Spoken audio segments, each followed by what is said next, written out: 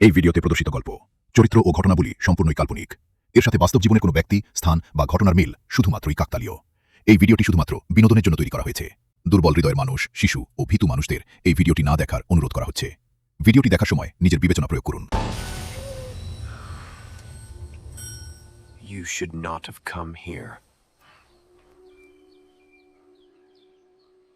নরহাটি গ্রামের সেই পুরনো বটগাছ আর ভাঙা জমিদার বাড়ি নিয়ে এলাকায় গল্পের শেষ নেই। তবে আজ আপনাদের শোনাব সেই গ্রামের এক হাড়হিম করা সত্য ঘটনার কথা, যা আজও বড়রা ছোটদের শুনিয়ে সতর্ক করে দেন। নরহাটির সেই অভিশপ্ত রাত। নরহাটি গ্রামের একদম শেষ প্রান্তে ছিল একটি মস্ত দিঘি, নাম কালদিঘি।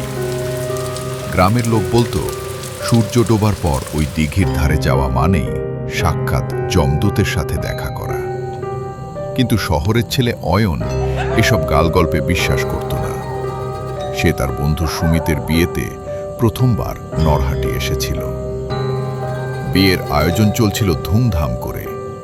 রাত তখন প্রায় 12টা। অয়ন একটু একা থাকার জন্য গ্রামের মেঠো পথ ধরে হাঁটতে শুরু করল। হাঁটতে হাঁটতে সে খেয়ালই করেনি কখন সে গ্রামের লোকালয় ছেড়ে কালদিঘির পাড়ে চলে এসেছে। হঠাৎ চারপাশটা কেমন নিঝুম হয়ে গেল। ঝিঝি পোকার ডাকও যেন এক নিমেষে বন্ধ হয়ে গেল। অয়ন দেখল দিঘির মাঝখানে একটা অদ্ভুত নৌকা স্থির হয়ে দাঁড়িয়ে আছে। নৌকার ওপর বসে আছে একজন দীর্ঘকায় মানুষ, যার হাতে একটা পুরনো আমলের হারিকেন। অবাক করার বিষয় হল, হারিকেনের আলোটা হলুদ নয়, বরং নীলাভ। অয়ন কৌতূহল সামলাতে না পেরে ডাক দিল, ও ভাই, মাঝরাতে ওখানে কি করছেন? লোকটা কোনো কথা বলল না, শুধু ধীরে ধীরে নৌকোটা পাড়ের দিকে নিয়ে আসতে লাগল। কিন্তু আশ্চর্যের বিষয় হল, নৌকাটা যখন জলের ওপর দিয়ে আসছিল তখন কোনো জলের শব্দ হচ্ছিল না, একদম নিস্তব্ধ। নৌকাটা যখন পাড়ের কাছাকাছি এলো, অয়ন দেখল লোকটার পরনে একটা ছেঁড়া সাদা ধুতি। কিন্তু তার মুখটা দেখার চেষ্টা করতেই অয়নের রক্ত হিম হয়ে গেল। লোকটার কোনো নাক বা চোখ নেই, শুধু কুচকুচে কালো চামড়া আর একটা হাঁ করা মুখ। অয়ন চিৎকার করতে চেয়েছিল, কিন্তু তার গলা দিয়ে কোনো স্বর বেরোচ্ছিল না। মনে হচ্ছিল কেউ তার টুটি চেপে ধরেছে। সেই ছায়া মূর্তিটি এবার জল থেকে উঠে ধীরে ধীরে অয়নের দিকে এগিয়ে আসতে লাগল। তার পায়ের পাতাগুলো ছিল উল্টো দিকে ঘোরানো। ঠিক সেই মুহূর্তে অয়ন অনুভব করল তার পকেটে থাকা সুমিতের দেওয়া সেই লোহার আংটিটা গরম হয়ে উঠেছে। গ্রামের এক তান্ত্রিক সুমিতকে বলেছিলেন ভিনদেশী বন্ধুদের সাথে রাখতে। অয়ন শেষ চেষ্টায় জোরে এক দৌড় দিল। পিছনে শোনা যাচ্ছিল এক বিকট অট্টহাসি আর হাড় মড়মড় করার শব্দ। সে যখন কোনো মতে সুমিতের বাড়িতে পৌঁছালে, তখন সে ঘামে ভিজে একাকার। বড়রা সব শুনে গম্ভীর হয়ে গেলেন। গ্রামের মোড়ল বললেন, ওটা নরহাটির সেই পুরনো জমিদার গিন্নিকে পাহারা দেওয়া প্রহরী। ও আজও নিজের ডিউটি করে যাচ্ছে, আর যে ওর সীমানায় ঢোকে তাকেই ও ওপারে নিয়ে যায়। পরদিন সকালে অয়ন যখন কালদিঘির পাড়ে গেল, দেখল সেখানে কোনো নৌকা নেই, কোনো মানুষ নেই। শুধু পাড়ের কাদা মাটিতে একটা বড় আকারের উল্টো পায়ের ছাপ পড়ে আছে। অয়ন আর এক মুহূর্ত দেরি না করে সেদিনই শহর ফিরে গেল। আজ অবধি সে আর কখনো কোনো গ্রামের ছায়া মারায়নি। তো বন্ধুরা, এই ছিল আমাদের প্রথম গল্প। যদি ভালো লেগে থাকে তাহলে অবশ্যই একটা লাইক করে দেবেন আর কমেন্ট করতে ভুলবেন না। চলুন দ্বিতীয় গল্পটি শুরু করি। কলকাতা থেকে প্রায় 300 কিলোমিটার দূরে বীরভূমের এক প্রত্যন্ত গ্রাম মিশুতপুর। অঞ্জন পেশায় একজন ফ্রিল্যান্স ফটোগ্রাফার। পুরনো স্থাপত্য আর ইতিহাসের প্রতি তার টান প্রবল। লোকমুখে সে শুনেছিল নিশুতপুরের এক পরিত্যক্ত জমিদার বাড়ির কথা, যা স্থানীয়দের কাছে রক্তমুখী কুঠি নামে পরিচিত। শীতের এক পরন্ত বিকেলে অঞ্জন যখন গ্রামে পৌঁছালে তখন সূর্য ডুবু। গ্রামের পরিবেশটা যেন একটু বেশিই শান্ত। অঞ্জন লক্ষ্য করল তাকে দেখে গ্রামের মানুষজন কেমন যেন কুঁকড়ে যাচ্ছে। চায়ের দোকানে বসে এক বৃদ্ধকে অঞ্জন জিজ্ঞেস করল, জমিদার বাড়িটা ঠিক কোথায় বলতে পারেন? বৃদ্ধ তার ঘোলাটে চোখে অঞ্জনের দিকে তাকিয়ে ফিসফিস করে বললেন, ফিরতি ট্রেন ধরুন বাবু, ওখানে মানুষ যায় না। যারা গিয়েছে তারা ফিরে এলেও তাদের ছায়া আর ফেরেনি। অঞ্জন হাসল। এসব অন্ধবিশ্বাস সে বিশ্বাস করে না। সে তার ক্যামেরা ব্যাগ কাঁধে নিয়ে কুঠির দিকে পা বাড়াল। জঙ্গল ঘেরা এক বিশাল এলাকা জুড়ে দাঁড়িয়ে আছে কুঠিটি। চারিদিকে আগাছা আর বটপাকুড়ের শেকড় দেয়াল ফেটে ভেতরে ঢুকে গেছে। প্রধান ফটকের ওপর একটা পাথরের সিংহমূর্তি অর্ধেক ভেঙে ঝুলে আছে। ভেতরে পা রাখতেই অঞ্জন এক অদ্ভুত শীতলতা অনুভব করল। বাইরের তাপমাত্রা যাই হোক না কেন, এই অন্দরমহলে যেন বরফ জমে আছে। ভেতরে ঢুকেই বিশাল ঠাকুর দালান। একসময় এখানে হয়তো ধুমধাম করে দুর্গাপূজা হতো। আজ সেখানে কেবল চামচিকার বিষ্ঠা আর ধুলোর আস্তরণ। অঞ্জন তার ফ্ল্যাশ লাইট জ্বালালো। আলোর রেখা পড়তেই সে দেখল দালানের এক কোণে একটা পুরনো পিয়ানো রাখা। ধুলোর চাদরে ঢাকা থাকলেও তার পালিশ যেন এখনো ঝকঝক করছে। হঠাৎ অঞ্জন থমকে দাঁড়ালো। উপরের তলায় কেউ যেন জোরে হেঁটে গেল। খট খট খট। কাঠের মেঝের ওপর জুতোর আওয়াজ। কে ওখানে? অঞ্জন চিৎকার করে উঠল। কোনো উত্তর নেই, কেবল নিজের গলার প্রতিধ্বনি ফিরে এলো। রাত বাড়তে লাগল। অঞ্জন ঠিক করল আজ রাতটা সে ওপরতলার একটা বড় ঘরে কাটাবে। সে তার স্লিপিং ব্যাগ বিছিয়ে বসল। হঠাৎ বাতাসের বেগ বাড়ল। জানলার কপাটগুলো সজোরে আছাড় খেতে লাগল। অঞ্জন জানলা বন্ধ করতে গিয়ে দেখল নিচে বাগানের মাঝখানে একটা সাদা অবয়ব দাঁড়িয়ে আছে। সে ভালো করে দেখার জন্য টর্চ মারল, কিন্তু নিচে কেউ নেই। পরক্ষণেই তার কানের কাছে কেউ যেন খুব নিচু স্বরে ফিসফিস করে বলে উঠল, তুমি এসেছ, আমরা অনেক দিন ধরে অপেক্ষা করছি। অঞ্জন চমকে পেছনে ফিরল। কেউ নেই, কিন্তু সে স্পষ্ট দেখল ঘরের ধুলোমাখা মেঝেতে তার নিজের ছায়া ছাড়াও আরও একটা দীর্ঘ ছায়া দেওয়ালে দুলছে। সেই ছায়ার হাতগুলো অস্বাভাবিক লম্বা এবং নখগুলো তলোয়ারের মতো ধারালো। অঞ্জন তার ব্যাগে রাখা পুরনো ডায়েরিটা বের করল। এই ডায়েরি সে এক পুরনো বইয়ের দোকান থেকে জোগাড় করেছিল। ওটা ছিল এই বাড়ির শেষ নায়েবের। ডায়েরির পাতা উল্টাতে উল্টাতে তার চোখ আটকে গেল এক জায়গায়। 1890 সাল।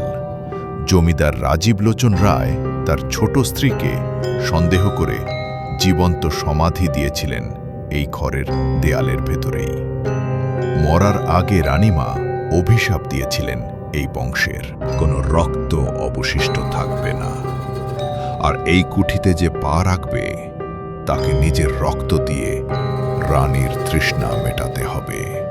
অঞ্জনের কপাল দিয়ে ঘাম ঝরতে লাগল। হঠাৎ সে খেয়াল করল তার পায়ের নিচে মেঝেটা কেমন যেন ভিজে ভিজে। টর্চ ফেলতেই তার বুক কেঁপে উঠল। মেঝের ফাটল দিয়ে গাহার লাল রক্ত চুইয়ে বেরোচ্ছে। অঞ্জন পালানোর চেষ্টা করল, কিন্তু যে পথ দিয়ে সে এসেছিল সেই সিঁড়িটা খুঁজে পাচ্ছে না। কুঠির অন্দরমহল যেন এক জীবন্ত গোলক ধাঁধা হয়ে উঠেছে। সে যতবার নামার চেষ্টা করছে ততবার ঘুরে ফিরে সেই পিয়ানো রাখা ঘরটাতেই ফিরে আসছে। হঠাৎ পিয়ানোটা নিজে নিজেই বাজতে শুরু করল। এক করুণ সুর সারা বাড়িতে প্রতিধ্বনিত হচ্ছে। অঞ্জন দেখল পিয়ানোর সামনে কেউ বসে নেই, কিন্তু চাবিগুলো একা একাই ওঠানামা করছে। সে দৌড়াতে শুরু করল। করিডোর দিয়ে যাওয়ার সময় দুপাশের দেয়ালে টাঙানো পুরনো তৈলচিত্রগুলোর চোখ যেন তাকে অনুসরণ করছে। এক একটা ছবি থেকে অস্ফুট কান্নার আওয়াজ ভেসে আসছে। অঞ্জনের নিঃশ্বাস দ্রুত হয়ে আসছিল। সে বুঝতে পারল এই বাড়িটা সাধারণ কোনো ইট পাথরের কাঠামো নয়, বরং এটি একটি অশরীরী ফাঁদ।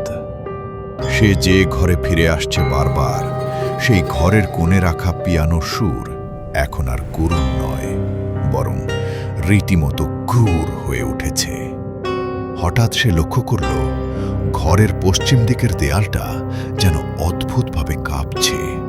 প্লাস্টার খসে পড়ছে, আর সেখান থেকে ঝরঝর করে বেরিয়ে আসছে শুকনো হাড়গোড় আর কালো চুল। ডায়েরিতে পড়া সেই অভাগী রানীর কথা মনে পড়ল তার। অঞ্জন পেছাতে গিয়ে কার গায়ে যেন ধাক্কা খেল। পেছনে ঘুরতেই দেখল লম্বা আলখাল্লা পরা এক বিশাল দেহী মানুষ দাঁড়িয়ে আছে। তার মুখ নেই, শুধু ধোঁয়াটে অবয়ব। তার হাতে একটা পুরনো আমলের বল্লম। অঞ্জন চিৎকার করতে চাইল, কিন্তু গলা দিয়ে শব্দ ফুটল না। সেই ছায়া শরীরটা যখন তার দিকে হাত বাড়ালো, অঞ্জন কোনো মতে পাশ কাটিয়ে জানলার দিকে ছুটল। কিন্তু জানলাগুলো আর খুলছে না, যেন লোহা দিয়ে কেউ বাইরে থেকে সিল করে দিয়েছে। অঞ্জন ভয় পেলেও তার পেশাদার প্রবৃত্তি এখনো কাজ করছে। সে তার ক্যামেরার নাইট মোড অন করল। খালি চোখে যা দেখা যাচ্ছে না, আধুনিক প্রযুক্তিতে হয়তো তার ধরা পড়বে। লেন্স দিয়ে ঘরের ভেতরে তাকাতেই অঞ্জন প্রায় জ্ঞান হারালো। খালি চোখে যে ঘরটা ফাঁকা মনে হচ্ছিল, ক্যামেরার ডিসপ্লেতে দেখা যাচ্ছে সেই ঘরটা লোকে লোকারণ্য। শত শত কঙ্কাল সারমার মানুষ মেঝেতে বসে আছে। তাদের চোখে কোনো মনই নেই। তারা সবাই একযোগে অঞ্জনকে দেখছে। আর ঠিক পিয়ানোর ওপর বসে আছে সেই রানীমা। তার পরনে বেনারসি শাড়িটা জায়গায় জায়গায় ছিঁড়ে রক্তে লেপ্টে গেছে।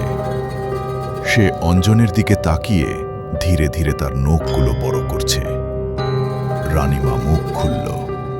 কোনো শব্দ শোনা গেল না, কিন্তু অঞ্জনের মনের ভেতরে একটা কথা পাথরের মতো বিঁধল।